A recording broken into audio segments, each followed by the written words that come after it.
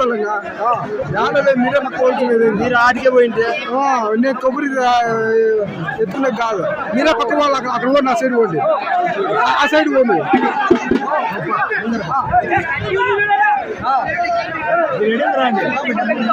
ఎవరైనా వచ్చినా